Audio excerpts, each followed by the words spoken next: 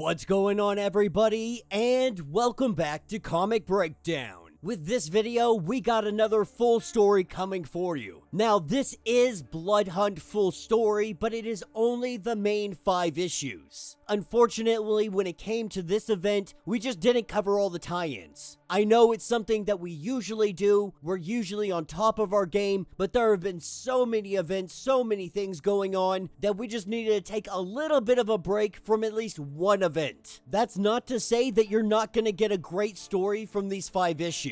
If you read nothing more than just the 5 main issues of Blood Hunt, you're gonna have a great time. There are some tie-ins that are pretty cool, but for the most part, the action is really taking place in these 5 individual issues. What we know is that Blade is on the warpath. He is taking control of the vampire nation, and he now leads all vampires on genocide. It is vampires' time to rise, and the Daywalker is their leader. He is their general. He is ushering them into a new era. And so while the world tries to fight back against Blade and all the vampires, the skies go black. Their worst nightmares have come true. Doctor Strange has fallen. The Avengers have fallen. And when all else fails, there is one person that they might be able to turn to. But if he is going to help the world, he needs a power that he has sought after for so very long. If Doctor Doom is going to save the world, he must become Sorcerer Supreme.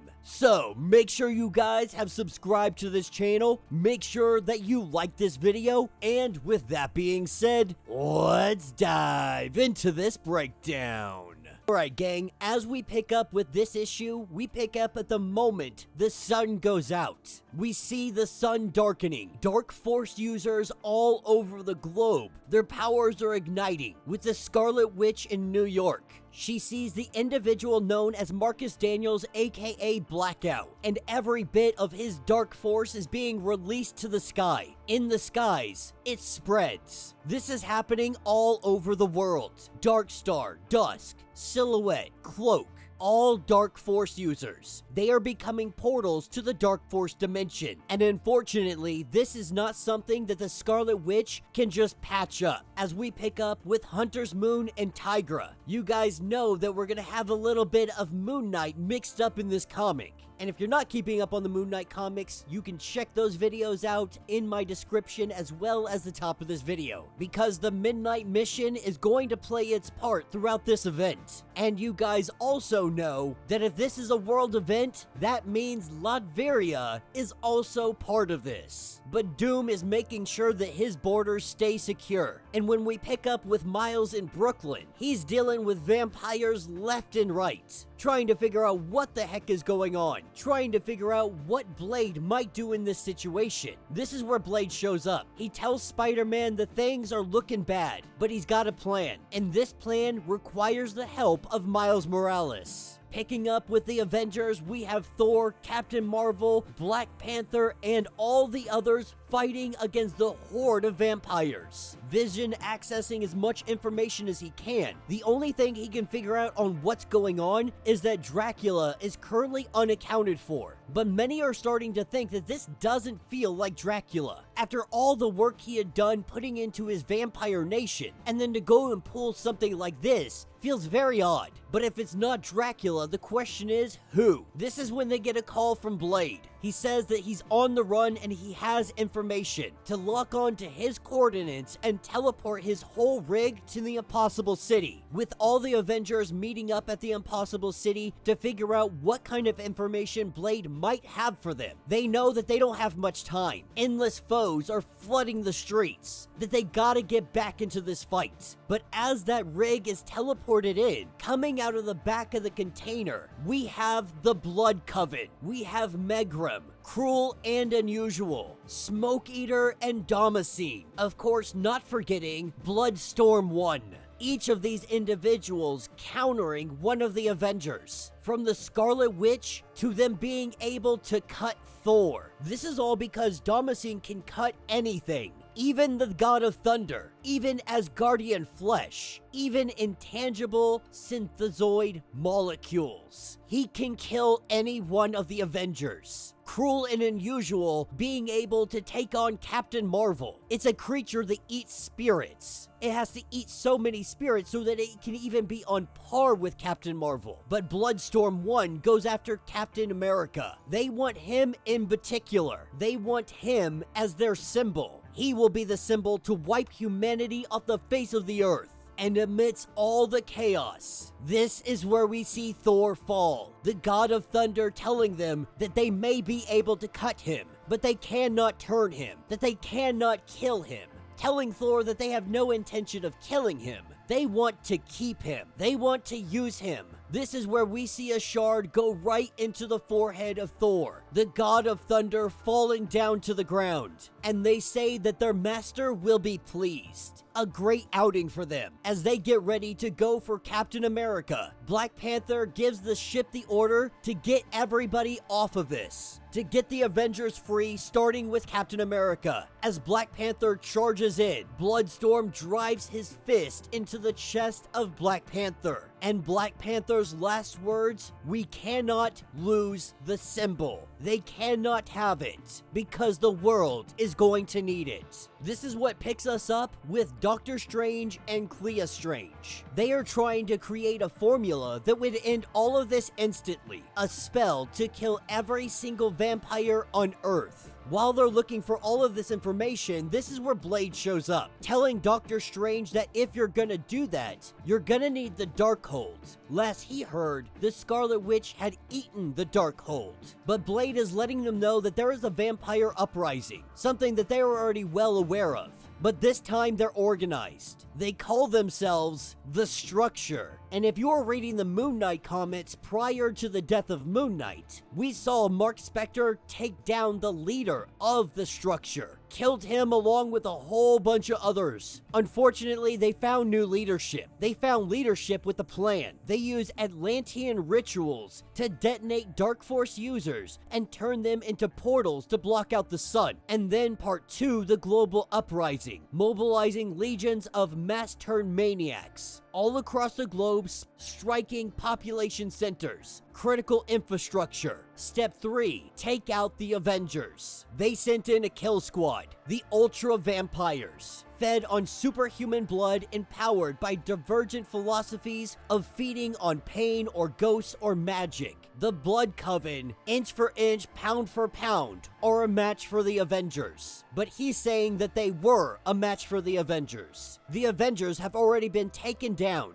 And he knows now, Doctor Strange believes it is more important than ever that they assemble this formula and figure out how to take out all the vampires before it is too late. Blade finding this quite interesting that he would do that. Kill every vampire on Earth, some of them even being on his side. But to save the body, you must cut the limb. As a doctor, Stephen Strange knows this. Doctor Strange continuing his studies, wondering who this new mastermind may be. The one who put out the sun, who released the Children of the Night, who assembled the monsters to kill the Avengers, who is now leading the Structure, is the man that just drove a dagger through the chest of Doctor Strange. The leader of the Structure and the architect of all this chaos is none other than Blade. Alright gang, so as we dive into this issue, we pick up at the Impossible City. We see that Thor is being drained of all of his blood. Teleport shielding is activated. Runic binding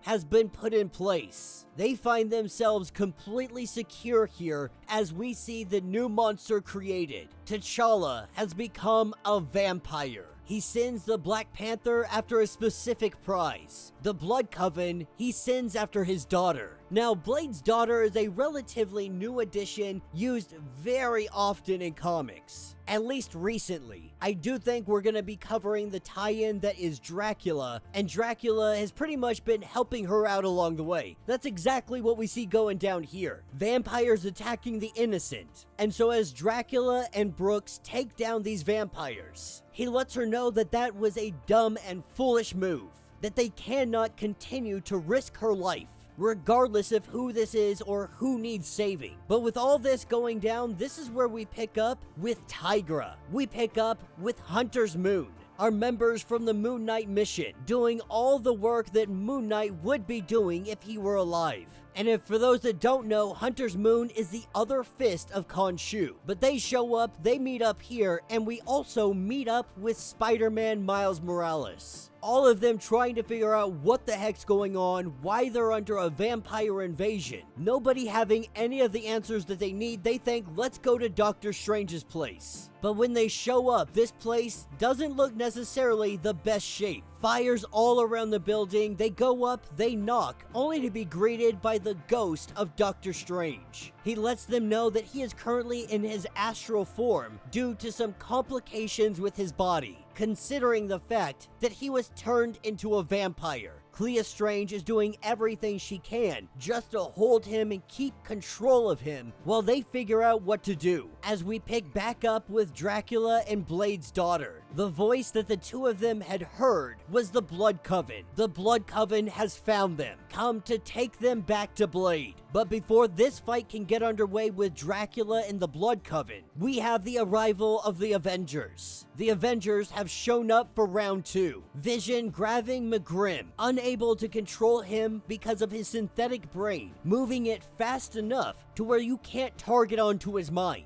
The brain patterns, they simply change too quickly. And without the brain bender in the mix, the others in the Blood Coven are falling one by one. This time the Avengers came and they didn't come to play. They were originally caught off guard in their first fight. That's not the case anymore, with our heroes getting the better of the Blood Coven. Captain Marvel says that you guys had sucker punched us, but even at half strength, they are still the Avengers. Captain Marvel shooting a bolt up to the sky, breaking through the shield, and opening up part of the sun, just enough to shine on the Avengers. The Blood Coven recognizing that this is a battle they lost. A portal opens up and they retreat. And then the Avengers decide that they're gonna head off and they're gonna go find out what they can from Doctor Strange. Getting here, they fill each other in on all the information that is currently known. They are working on getting the Impossible City back, but Doctor Strange knows that they gotta move quickly. They have been gathering forces such as Spider-Man and the individuals from the Midnight Mission. Blade's daughter is ecstatic to finally see somebody that she knows. She goes in to hug Spider-Man to have a conversation, only to see that Miles Morales, he's got something wrong with him. As Miles rips off his mask, this is where it is revealed that Miles has been turned into a vampire. Alright gang, so as we dive into this issue, we're picking up at the Sanctum. We have just found out that Miles Morales is a freaking vampire. The first thing he does is jump at Blade's daughter, aka BLOODLINE.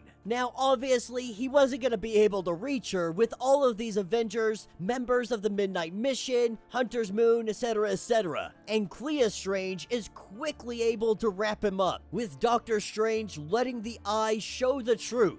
Miles is able to snap out of his bloodlust, still having his fangs, but recognizing that he was told to hunt BLOODLINE, that he couldn't fight against it. And Doctor Strange kinda knows what he's going through, considering Strange's body is sitting there floating, ready to rip everybody's freaking head off. But up to this point, BLOODLINE hasn't been told who's the perpetrator. The one responsible for all of this is, of course, Blade. Everybody looking to Dracula, saying, why haven't you said anything to her? Why haven't you let her know who's going around taking over the world?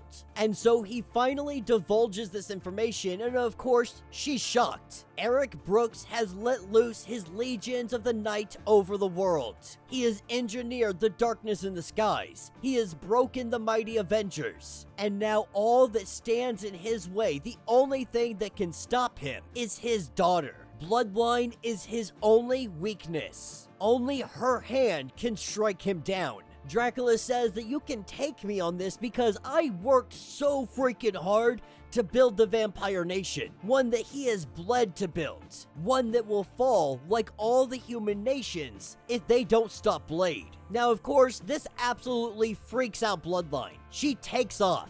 And with Miles going chasing after her, nobody else can go looking for her. They can't waste the time. They have the dark force that is stealing the sun, the vampires rampaging. And so everybody, they head off with their mission. Dracula and Spider-Man, they go after the girl. The Midnight Mission has a plan for the vampires, one that they've been working on for a while. Now they're about to advance their schedule. Hunter's Moon plans to raise an army that not even the vampires could kill. They can't turn, they can't terrify. And the Avengers are tasked with going after the Blood Coven to make them pay not only for turning their friends, but the hostages that they currently have. And with the world in such a state of turmoil, the Avengers think that it is best that Captain America give a speech to let the world know that they are not alone. And so with the broadcast going out, Sam Wilson talks to the world. Captain America speaks for the Avengers. He tells them that things are bad. Like everybody in the world, we have all been fighting vampires since the sun went out. But this is not somewhere we haven't been before. We still stand. The world has seen evil time and time again. Aliens, monsters, tyrants, madmen alike. Those who would take their homes, their freedom, their lives. And every time, the people of planet Earth stood up and told them no. When the Kotati came, they told him no. When Null came,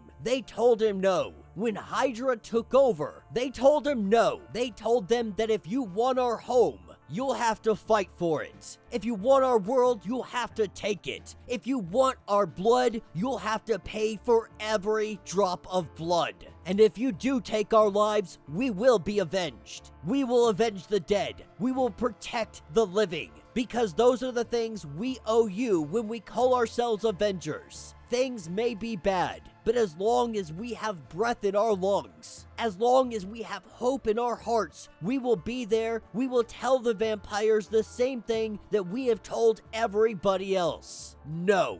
To hold on until the sun will shine again. And in a fit of rage, Blade is livid. He's ready to bring down some hate, claiming that New York City will be the grave for the Avengers. He will drop his great prize down, one which has not seen the sky since the days of old Atlantis. This is where from the heavens, the temple of the first blasphemy falls. This is what takes us over to Latveria. Now, everybody went out on their own missions. Clea and Doctor Strange, they find themselves in the presence of the magnificent Doctor Doom. And of course, he's gonna gloat in it, that they've come here with hat in hand. They have come seeking assistance from Doctor Doom. As we pick up at the Temple of the First Blasphemy, Blade leads his people inside. And as Black Panther talks to him, we quickly learn that this has never been Blade. Something far greater than Blade. This has always been the plan, always been the work, thousands upon thousands of years. What began of what they call a crime against the universe will now see completion. When he was born for the second time, drowned in blood, he declares that he was the first vampire. His nomad spirit clothed in the fated vessel, the Daywalker's skin. This is Varney. Doctor Strange and Clea learning the same thing right this moment from Doctor Doom. In fact, Doctor Doom says it's pretty obvious. Like, if you really think about it just for a second. Some years ago, his minions, they tried to lay waste, prepare Blade as the host. Apparently, the Daywalker unique constitution made him the ideal vessel. That attempt had failed, but it would appear that that would not be the last attempt. But Doctor Strange does wonder, how are your borders free from vampires? Of course, Doctor Doom took precautions to protect his people. Now he wonders, why are you here? He's here because of the Dark Force. Now, Doctor Doom, he took precautions for that as well. That it was only a matter of time. People have trifled with the Dark Force dimension for far too long, far too lightly for something that is so powerful. Something like this was bound to happen. Now, Doctor Strange and Clea, they're both on board. They're ready to get into this. They say, let's do it. Whatever you need, we got you. Now, he needs a great assemblance of mages, a bunch of powerful magicians. That's something that he already has. But to do this and do this correctly, he needs something else. And he's pretty sure that Doctor Strange understands. This is an extraordinary work of magic. For Doctor Doom to be able to do this successfully, he must be Sorcerer Supreme. And if that is not enough for you from this comic, oh, it's about to get good. We pick up in Asgard. We pick up with Hunter's Moon, with TIGRA. Now, if you've been keeping up with the Moon Knight comics, you might be privy to the information that Khonshu, the moon god, has been locked away in a prison in Asgard for quite some time. And if you've been watching my videos, you know that I have been waiting for the day that they break him out of prison. With Mark Spector dead, breaking out Khonshu was only a matter of time. And that is exactly what is about to happen. With the help of Wrecker and an Asgardian crowbar, they are able to bust this prison open. And with the door open, we have the return of the Moon God, taking us to the top of the temple with Blade. He says that he was there in Old Atlantis. They're transcribing the Darkhold, putting its bleak words to paper for the first time ever. That is where he took the first step towards becoming what he would be. And now, with the living Darkhold in his possession, with the blood of a god in his hand, in his place of power, he is going to complete his ritual. To become a vampire, to create the concept of the vampire, that was only the first step. He was destined for more, destined to be the end of all things. Drinking this blood up, he performs his ritual and we see him begin to transform, the dark force coming to him. He becomes one with the darkness, an entire dimension of darkness. He is becoming the dark that consumes the light, the cold that consumes the warmth. A vampire that consumes entire planets, entire stars. He has become the unliving dark force. But while this ritual takes place, in the darkness we see a light. In the darkness, we see the moon.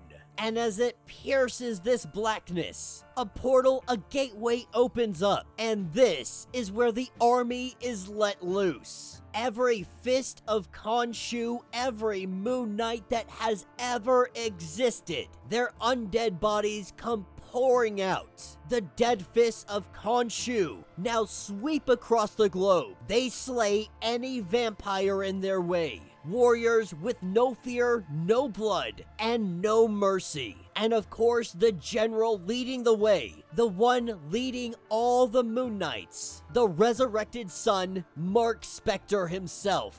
With all of this going on, Black Panther takes an opportunity to strike, but he is unsuccessful in doing so. And when it looks like he really might be taken out right here in this moment, that's when the lightning comes in. A thunderous boom, and we have the arrival of Thor. With Thor hitting down on the ground and the Avengers falling in behind him. The final battle is now upon us. Alright gang, so as we dive into this issue, we're picking up in Latveria. He has just proposed to Doctor Strange that he must become Sorcerer Supreme to win this fight. Because Doctor Doom alone, he possesses the knowledge of the ritual to turn back the darkness. But he cannot enact this without the mantle of Sorcerer Supreme. And Doctor Strange knows that he's right. He even gives it up to Doom, outmaneuvered him at last. But Strange has to ask, is this entire crisis your engineering? Did you do all of this just for this moment? Is the return of Varney all your design so you could become Sorcerer Supreme? This is what takes us to Central Park, New York. We have the Avengers fighting against the Blood Coven. This is the final battle, the battle that will determine everything. And so while our heroes fight valiantly, we see Thor and Varney. Thor tells him that it has been over 1,000 years since he last saw Varney, but he is more than happy to reintroduce him to Mjolnir. Varney knows that Mjolnir remains in orbit. It is currently far away. He wonders if he could kill the God of Thunder before it arrives. And so they're gonna find out god to god, as these two colossal titans are about to clash together. We pick up with Dr. Doom. He is letting Strange know that the Avengers, they have engaged Varney. The moon god Khonshu is dispatching the dead acolytes. But this isn't gonna be enough. Doctor Strange knows what he has to do, but before he does so, he requires an oath from Victor. He wants the word of Dr. Doom, that once the world is saved, he will return what belongs to Doctor Strange. And Doom gives him that word. He tells him that you have my word. You have the word of Doom. And so for Strange, at least for right now, this is good enough. He knows that he's right. This is what the Sorcerer Supreme is for. This is where he gives over a fragment of his living soul. This is to bond with Dr. Doom, in the same way as Clea did when he died. And as he is currently among the undead, the office should transfer over. We see Dr. Doom take this in. Doctor Strange saying, "All hail the Sorcerer Supreme." But Victor says no. All hail Doom. This is what takes us to Bloodline, Miles, and Dracula. After everything she has been through, she knows exactly what she needs to do. She is the only one that can put her father down. And Spider-Man really does try to talk her out of doing this. Not because he doesn't understand why she has to do it, that she's the only one that can do it. He worries about her not being able to live with doing it. But this is what her father made her to be. Her father made her a blade. And he knows damn well that blades are made to cut. Taking us back over to the battle with Thor and Varney. Varney having him tied up. The Dark Force grabbing hold of Thor, pinning him down. And Varney saying that of all the Avengers, he hates Thor the most. The rest of them, they're mere children. But Thor's eternal like him. Of all those here, only the two of them fully understand what it means to see the end of the world. But as he goes on his little monologue, this is when Mjolnir arrives, landing in the hand of Thor, the lightning cracking, the thunder booming, and Varney is shot backwards. Now the rest of the Avengers, they're struggling. We see Vision has lost an arm, but he uses what solar energy he has left, and he tries to take down the Blood Coven. They find themselves severely outnumbered. Luckily for them, backup has finally arrived. This is where we have the arrival of Moon Knight and all of his dead acolytes. They have come to even the odds. Back over to Doom. He has been preparing for this eventuality. The magic used to create the breaches to the Dark Force dimension is extremely old. Pre-fall Atlantean, a spell penned by the same hands that inked the Darkhold in those dark days. He has acquired artifacts from across the world. We see him weaving the many colors of magic together, an act of wizardry that has never been seen before. He is going to lead the ritual. He is going to focus their efforts. He will save the world, and what he requires from everybody else is everything. Back on the battlefield, we see Moon Knight coming to the rescue of Vision as he jumps into the fray. He doesn't hold back in the slightest bit. But even with these reinforcements, Varney with the Dark Force is simply too powerful. In a moment of triumph, he grabs hold of all the Avengers. Everything that they're hitting him with, the Dark Force has been swallowing. He is drawing power from an entire dimension directly into himself. By every moment, he gets stronger. The only weakness that can be found would be Bloodline. And speaking of which, this is where Bloodline and Dracula show up. In a surprise attack from above, Bloodline draws out her sword and she drives it into the chest of her father. But Varney tells her that it is already too late. This body is as much his as it is Blade's. That she is of Blade's bloodline, but not of Varney's. This is where we have the arrival of Spider-Man, driving his sword as well into Varney. The two of them together, both coming from the bloodline, one from Varney, one from Blade himself. This is enough to purge the possession that is inside of Blade. And with Dr. Doom sensing that Varney's concentration is broken, that his control has been shaken, now is the time to strike. Dr. Doom enacts the spell, and all those breaches begin to open up the light, begin to reverse the darkness. With the sun beginning to rise again, we see Blade bleeding out on the ground. Wanda has pinned up Varney, and we have Iron Man that begins to work on Blade. With the Dark Force receding, our Avengers have won the day. Our Avengers stand victorious. Taking us back over to Dr. Doom, Strange tells him that that was an incredible piece of magic, but now it is time to fulfill your oath. The promise that you made, return the mantle of Sorcerer Supreme, and he will agree that he made this oath to surrender the office of Sorcerer Supreme back to him once he saved the world. But he tells Stephen Strange that he is only just beginning to save the world. Doom does nothing halfway, and so now he is going to show him what it means to save the world. As we pick up with Spider-Man, the sun comes out. Being a vampire, you would think that he would burst into flames. Except that's not happening. The sun has lost its sting, as Dracula will tell him, that it appears it is a new dawn for the vampiric people. Varney's blood runs through Miles Morales. He is now a vampire. But for the first time, the Children of the Night, they need not fear the day. Dracula says that when you save the world, sometimes the world owes you a debt. And while everybody is celebrating, this is when Tony gets a broadcast. This goes out to every screen on the planet. It is Dr. Doom. He lets the world know that the vampire threat is over. This world, their world, is now safe.